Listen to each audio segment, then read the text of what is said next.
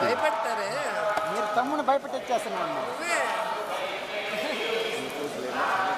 తీసుకోవాలి మీరు అడుగుతారు మళ్ళీ నన్నే తెచ్చిస్తారు.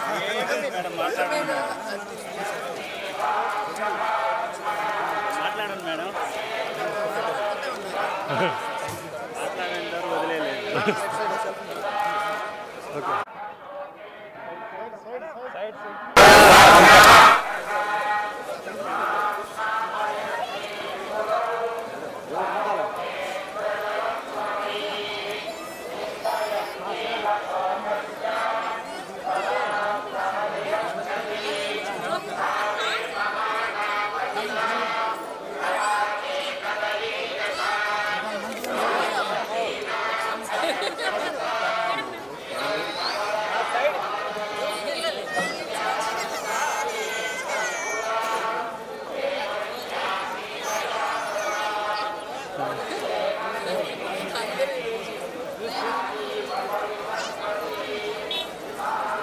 నీళ్ళ పెట్టండి, కాలు కాదు.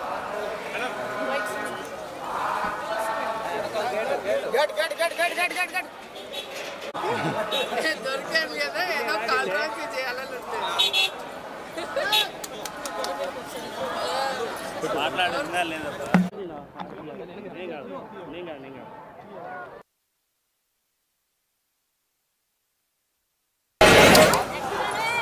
మనమే మేడం ఓకే మేడం. సో ఎప్పట్లాగే మన కలియుగ దైవం వెంకటేశ్వర స్వామి దర్శనం చేసుకొని ఆశీస్సులు తీసుకొని వెళ్తున్నాను. అండ్ ఈరోజు అందరూ కూడా రావటం మీరు అందరూ గమనిస్తున్నారు. అండ్ June 4th రిజల్ట్స్ వస్తున్నాయి కాబట్టి ప్రజలు మీడియా అంతా కూడా చాలా ఆతృతగా ఎదురు చూస్తుంది. ఎవరికి కావాల్సిన స్టోరీలు వాళ్ళు వండుతున్నారు అనేది మనం గమనిస్తూనే ఉన్నాం. నిన్ననే ఎగ్జిట్ పోల్స్ కూడా రావటం జరిగింది. ఎవరు ఏం ఎగ్జిట్ పోల్స్ ఇచ్చినా ఎక్కడ ఏం డిస్కస్ చేసినా ఫైనల్గా జరిగేది second time Jagananna CM.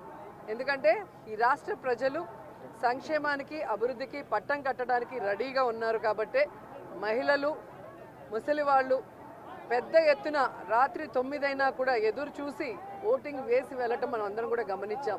So మనకి స్వాతంత్రం వచ్చిన తర్వాత ఇంత పెద్ద ఎత్తున సంక్షేమాన్ని అభివృద్ధిని ప్రజల కోసం అందించిన ఏకైక ముఖ్యమంత్రి జగన్మోహన్ రెడ్డి గారు.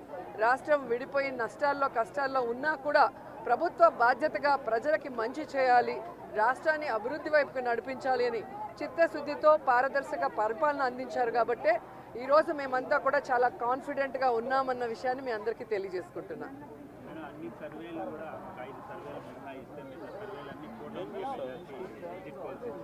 ఈరోజు కూటమి కొత్తగా పెట్టుకున్న కూటమి కాదు, ఆల్రెడీ 2014లో పెట్టుకుంది. అప్పుడైతే కొత్త కాంబినేషన్ కాబట్టి ప్రజలు ఎక్స్పెక్ట్ చేసి ఓట్లు వేశారు. కానీ 2014లో అక్కడ ఇక్కడ 2 చోట్ల కూడా కూటమి అధికారంలోకి వచ్చినా కూడా ఈ రాష్ట్రాన్ని సర్వనాశనం చేసింది. కానీ ఈ రాష్ట్రానికి ఇవ్వాల్సినది ఏమీ ఇవ్వలేదు, ఏమీ అభివృద్ధి చేయలేదు అన్నది ఈ రాష్ట్ర ప్రజలు గమనించారు. కాబట్టే ఈరోజు ఆ కూటమికి క్రేజ్ లేదు అనేది మీకు తెలుసు, మాకు తెలుసు.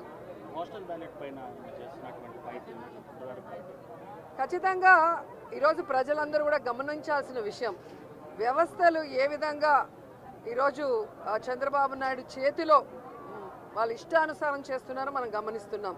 ఆ విషయాల్ని ఇష్టానుసారం ఎలక్షన్స్ అప్పుడు మార్చేయటం, అలాగే కేసులు పెట్టించడం వైఎస్ఆర్సీపీ నాయకుల మీద. ఇప్పుడు దేశంలో ఎక్కడా లేనటువంటి విధంగా కొత్త రూల్స్తో పోస్టల్ బ్యాలెట్ని ఏ విధంగా వాళ్ళకి అనుకూలంగా మార్చుకోవాలన్న ప్రయత్నం చేస్తున్నారో మనం గమనిస్తున్నాం. అదే చెప్తున్నా కదా, ఎవరెన్ని దొంగ ఆటలాడినా, ఎవరెన్ని వ్యవస్థలను మేనేజ్ చేసినా ప్రజల మనసులో ఉన్న జగన్ గారిని చంద్రబాబు నాయుడు కాదు కదా, ఆయన పుట్టించిన ఖర్జూరం నాయుడు కూడా మేనేజ్ చేసి మార్చలేడని కూడా ఈ సందర్భంగా తెలియజేసుకుంటున్నాం.